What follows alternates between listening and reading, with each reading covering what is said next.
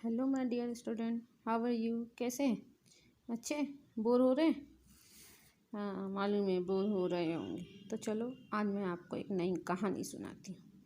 कहानी बड़े मज़े की है, पता है ना। हर कहानी से कुछ ना कुछ सीख मिलती है। वो सीख के ऊपर हमको जो है एक्शन लेना है, वो सीख हमको अपनानी है और वो सीख के जैसा ही हमको कार्य करना है। पता है ये कैसा है? हाँ, ये लेसन कैसा है? इस पाठ के अंदर तुमको बताया गया है कि जिनके अंदर गुण होते हैं, जो अच्छे होते हैं, जिनका स्वभाव अच्छा होता है, बहुत लोगों की सहायता करने का जिनका मन होता है, तो वो लोग बहुत अच्छे होते हैं। दूसरी सीख ये मिलती है कि जो गुणी इंसान होता है, गुणी मनुष्य होता है, वही जो है वो बड़े और ऊंचे पद के लायक होता है। समझे? तो हमारा ये पाठ्य पुस्तक में लेसन का नाम क्या है तुम्हारे? योग्य चुनाव। देखे? दिखाई दे रहे? इससे क्या समझ में आ रहा है कि ये कहानी का किसकी है? राजा की है। हाँ, यानी पुरानी कहानी है, लेकिन सीख बहुत अच्छी है। सीख हमेशा कैसे रहती है? सीख हमेशा नहीं रहती है, लेकिन कहानी कितनी भी पुरानी हो, सीख हमेशा नहीं मिलती है। यहाँ पर देखो क्या दिया हुआ है। मंगलसेन जो है वो राजा है, जगत राम जो है वो उनका मंत्री है और करमवीर नाम का एक नवयुवक है। अब हम आगे देखते हैं कि कहानी में क्या है। देखो यहाँ पे क्या दिखाया हुआ है। राजा मंगलसेन के मंत्री जगत राम बूढ़े हो चुके थे। राजा के जो मंत्री थे वो बूढ़े हो गए थे। हाँ, मंगलसेन के मंत्री जगत राम बूढ़े हो गए थे। उन्होंने राजा से स्वयं को सेवा मुक्त करने की विनती की।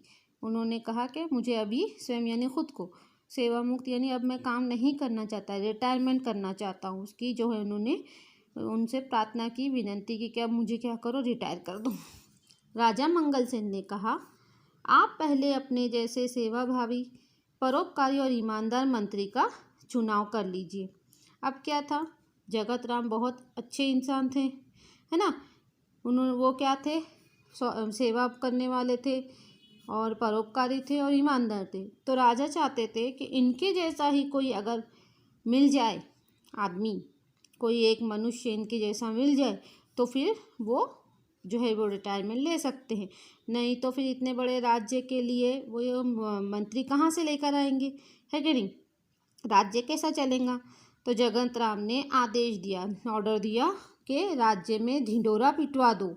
पूरे राज्य में जो है, पूरे स्टेट में जो है वो तुमने क्या करना है, लोगों को कहा कि जो वो रहते ना हरकारे यानी लोग जो ढिंढोरा पीटने वाले रहते हैं, उनको कहा कि तुम सब जगह जो है वो ढिंढोरा पीट दो कि राज्य के नए मंत्री का चयन, राज्य के नए मंत्री को चुनने वाले हैं कब?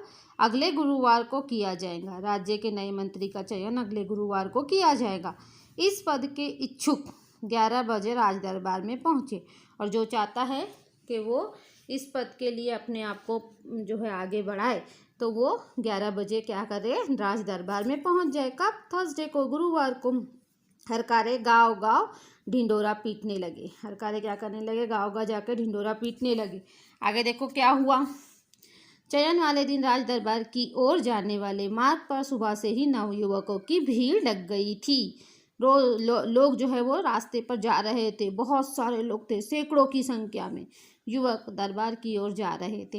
इसी रास्ते पर एक तरफ एक वृद्ध हताश सा बैठा था। उसी रास्ते पर एक बूढ़ा जो है वो बिल्कुल निराश बैठा था, उदास बैठा था। उसकी बैलगाड़ी का एक पहिया रास्ते के किनारे कीचड़ में फंस गया था। क्यों उदास था?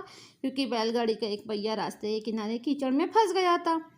वृद्ध ने कई बार पहिया कीचड़ से निकालने की कोशिश की पर असफल रहा। नहीं निकला।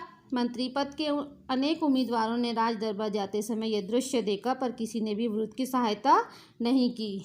देखो यहाँ पर कैसा अटका हुआ है। लोग यहाँ से जा रहे लेकिन किसी ने भी मदद नहीं की। क्यों नहीं की? क्योंकि किसी के अंदर क्या था, वो भाव नहीं था। अब ये कहानी का अगला भाग जो है मैं तुमको दूसरे वीडियो में बताऊंगी। तो तुमने क्या करना है, ये भाग को पूरी तरह से देखना है और दूसरा भी भाग देखना है। तो उसके लिए रेडी हो जाए। Okay, thank you.